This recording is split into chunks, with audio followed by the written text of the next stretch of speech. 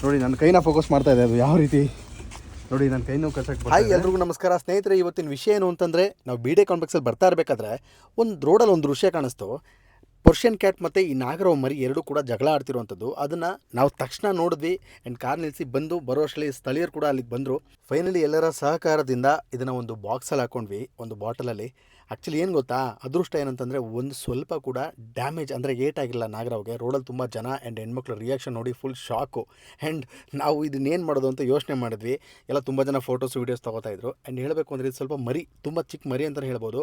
ನಾವು ಚಿಕ್ಕ ಮರಿ ಏನೂ ಪಾಪ ಏನೂ ಅಷ್ಟಿಲ್ಲ ಅಂದ್ಕೊಂಡಿದ್ವಿ. ಬಟ್ ಇದನ್ನು ನೋಡಿ, ಶಾರ್ಪ್ನೆಸ್ ನೋಡಿ, ಕಚ್ಚಕ್ಕೆ ಬರ್ತಾಯಿತ್ತು. ಆ್ಯಂಡ್ ನಾಗರವೇ ಯಾವತ್ತಿದ್ರು. ಆ್ಯಂಡ್ ಇದನ್ನು ಸೇಫಾಗಿ ಒಂದು ಸುಂಕದಕಟ್ಟೆ ಡೌನಿಗೆ ಬರುವಂಥ ಒಂದು ದೊಡ್ಡ ಫಾರೆಸ್ಟ್ ಏರಿಯಾ ಬರುತ್ತೆ. ಸೊ ಆ ಫಾರೆಸ್ಟ್ ಏರಿಯಾಗೆ ಬಿಡೋಣ ಅಂತ ಅಂದ್ಕೊಂಡು ಟೆಂಪಲ್ ಹಿಂದೆಗಡೆ ಹೋಗ್ತಾ ಇದ್ವಿ. ಅಲ್ಲಿ ಅಕ್ಕಪಕ್ಕದವ್ರು ಕೇಳ್ತಾಯಿದ್ರು, ಎಲ್ಲಿ ಬಿಡ್ತಾ ಇದ್ದೀರಾ, ಇಲ್ಲೆಲ್ಲಾರ ಬಿಡ್ತೀರಾ ಅಂತ. ಇಲ್ಲ ನಮಗೂ ಅದರಿಂದ ತೊಂದರೆ ಆಗಬಾರ್ದು, ಅದರಿಂದ ನಮಗೂ ತೊಂದರೆ ಆಗಬಾರ್ದು ಅಂಥೇಳಿ ಪ್ಲ್ಯಾನ್ ಮಾಡಿಕೊಂಡು ಸೊ ಬಿಡೋಕ್ಕೆ ಬಂದ್ವಿ. ನೋಡ್ತಾ ಇರ್ಬೋದು ನೀವು ಯಾವ ರೀತಿ ಕಚ್ಚಕ್ಕೆ ಬರ್ತಿದೆ ಅಂತ. ಅದನ್ನು ಕೈಗೆ ಕಚ್ಚಕ್ಕೆ ಬರ್ತಾ ಇದೆ.